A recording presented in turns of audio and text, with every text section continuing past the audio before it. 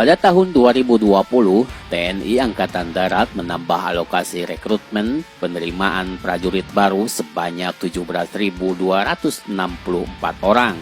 Beda dengan tahun sebelumnya, yaitu di tahun 19 hanya merekrut 15.547 prajurit. Hal ini disampaikan oleh Kasat Brigjen TNI Agus Setiawan pada pelaksanaan 29 tahun Indonesia International Education.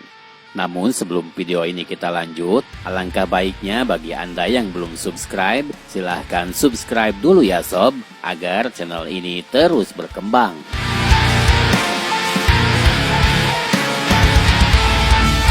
Selain itu, beliau juga ngasih bocoran bahwa sistem rekrutmen prajurit TNI Angkatan Darat nanti dapat dikatakan akan relatif lebih mudah dari tahun-tahun sebelumnya.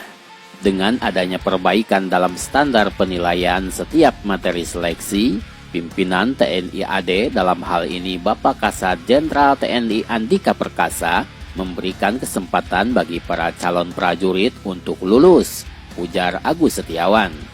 Contohnya pada uji jasmani, renang tidak lagi menjadi bahan yang menentukan peringkat, namun hanya sebagai data bahan pertimbangan. Menurutnya dengan perubahan tersebut, bukan berarti terjadi penurunan kualitas kemampuan calon prajurit, karena pada dasarnya seleksi dilakukan secara ketat. Dalam rangka mendapatkan SDM yang unggul dan profesional, TNI AD akan tetap melaksanakan rekrutmen secara objektif dan transparan. Khusus tahun ini dikatakan Agus Setiawan, TNI AD akan menambah alokasi menjadi 17.264 prajurit, baik Tantama, Bintara maupun Perwira, di mana tahun sebelumnya 2019 hanya merekrut 15.547 prajurit.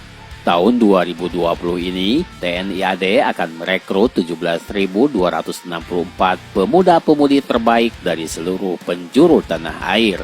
Adapun untuk Catar Akmil sebanyak 400 orang, PA/PK reguler sebanyak 130 orang, PA/PK tenaga kesehatan sebanyak 110 orang, Caba PK 3.500 orang, Cata PK 13.100 orang, dan mahasiswa beasiswa sebanyak 24 orang.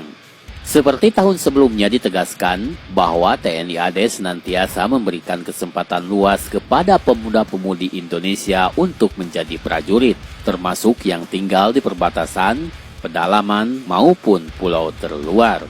Terkait sistem zonasi, merupakan pemberian kesempatan bagi putra daerah.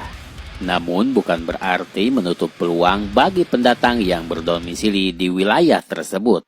Alokasi penerimaan prajurit dibagi sampai tingkat kodim. Calon yang direkrut diprioritaskan putra daerah setempat. Dan apabila calon merupakan pendatang, maka diwajibkan minimal telah berdomisili selama 3 tahun. Dikatakannya lebih lanjut, sistem zonasi merupakan wujud kepedulian dan kecintaan TNI Angkatan Darat kepada pemuda-pemudi Indonesia. TNI AD milik seluruh rakyat Indonesia, sehingga seluruhnya berhak ikut menjadi sebagai prajurit TNI AD, baik yang tinggal di perbatasan, pedalaman, maupun pulau-pulau terluar di Indonesia. Agus Setiawan memastikan bahwa tidak ada uang yang harus dikeluarkan selama proses seleksi TNI Angkatan Darat.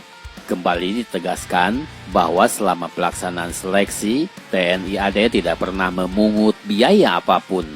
Bila ada oknum nakal yang dengan sengaja menawarkan iming-iming agar lulus, maka jangan percaya dan bila perlu laporkan. Bagaimana menurutmu sob? Apakah Anda berminat untuk menjadi anggota TNI? Bahkan kesananya mungkin akan menjadi anggota Kopassus. Sebab jika Anda menginginkan menjadi anggota Kopassus, maka harus menjadi tentara dulu. Ayo segera mendaftar dan datangi kodim-kodim setempat. Salam NKRI, salam Indonesia.